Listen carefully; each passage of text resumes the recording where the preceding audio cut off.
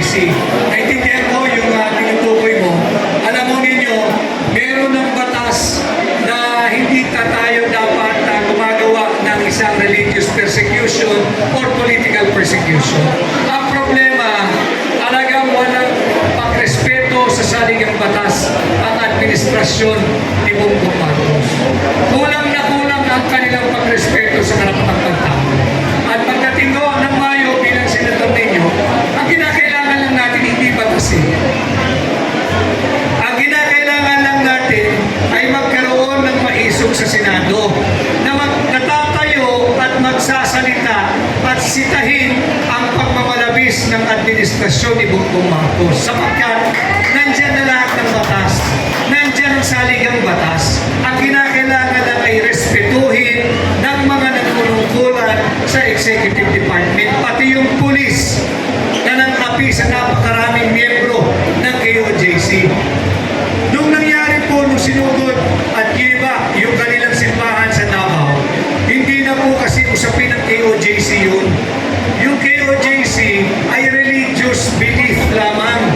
Pero kailangan maintindihan ninyo, kahit Katoliko ka pa, kahit Protestante ka pa, kahit Iglesia ni Cristo ka pa, yung mga inaapi ron ay hindi KOJC.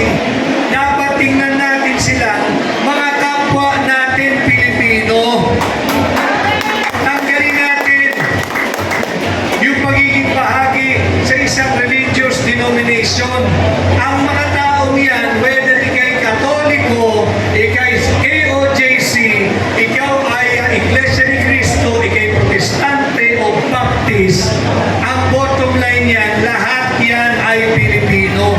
At lahat yan ay dapat protektado sa ilalim ng ating saligang batas. At bilang senador ninyo, ako'y tatayo bilang maisog at tunay na oposisyon, ating sisitahin yung paglabag sa saligang batas at pang-aabuso sa karapatang pagtao. Ayan, maraming salamat po. Sige po, last na po kayo magtatanong.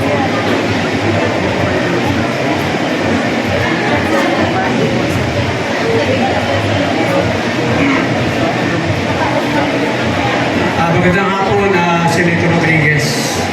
Usapin ang agrikultura po. Bilang isang senador, ano po yung naiisip nyo na legislative measure para matugunan yung problema sa transport of agricultural product na nagiging dahilan sa pagtaas ng mga presyo nito? Pwede po ba na ang Department of Transportation na lang ang kumuha ng mga gulay na yun at baba sa pamayanan? So yes, paano po yung legislative measure? Pangalawa po, yung tinatawag natin na post-harvest facilities. Pag bilang isang senador, paano yung palalakasin, palalawakin, paularin yung post-harvest facilities na sa ganun, hindi po nabubulok yung mga kamatis doon sa mga pinanggagalingan po nila. Maraming salamat. Alam mo niyo, yung tanong ninyo kanina tungkol sa food security, may bahagi ko lamang ho.